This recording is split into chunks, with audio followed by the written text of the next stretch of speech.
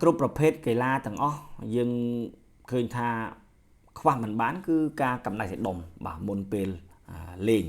បាទមិនថាតែការហែលទឹកវាយ tennis ឬក៏ការលេងបាល់បោះបាល់ទះអីនោះទេ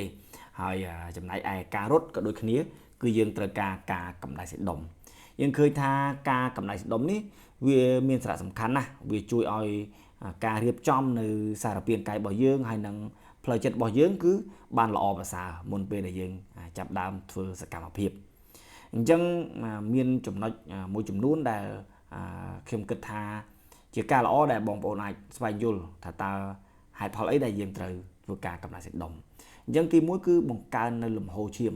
យើងឃើញថាការកំដៅសេះដុំវាជួយបង្កើននៅអត្រាចង្វាក់បេះដូងនិងបញ្ជូនឈាមដែលមានសម្បូរអុកស៊ីហ្សែនហ្នឹងទៅកាន់សាច់ដុំដែលជួយឲ្យសាច់ដុំហ្នឹងគឺធ្វើការបានល្អចំណុចទី2គឺបំបត្តិនៅភាពតានតឹងរបស់សាច់ដុំនិងកន្លាក់ឆ្អឹងបាទវាបង្កើននៅភាពបត់បែននិងការធ្វើចលនានៅក្នុងតំបន់ផ្សេងបានល្អប្រសើរដូចជាកពួនជើងជង្គង់និងបាទគល់ជើងយើងជាដើមបាទដែលជួយឲ្យសារពាង្គកាយរបស់យើងនឹងអាចធ្វើចលនាបានមានប្រសិទ្ធភាពជាងមុនចំណុចមួយទៀតដែលសំខាន់ជាចំណុចទី3យើងឃើញថាបង្ការការមានរបួសបាទបង្ការការមានរបួសនេះព្រោះថាបើយើងធ្វើកំដៅសាច់ដុំបានល្អប្រសើរវាជួយសាច់ដុំហើយនឹងសន្លាក់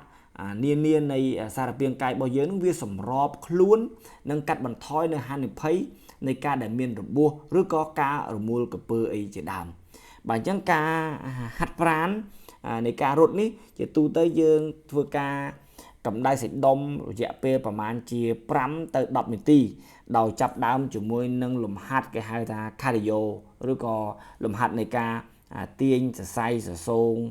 បាទលើកជើងទម្លាក់មកវិញបាទទាញឆ្វេងទាញស្ដាំដូចជាបងប្អូនបានឃើញនៅក្នុង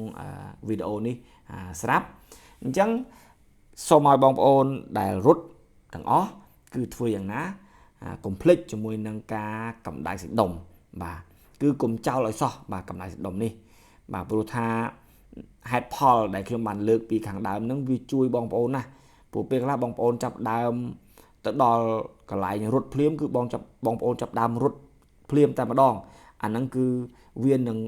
បង្កនៅហានិភ័យនៅពេលក្រោយ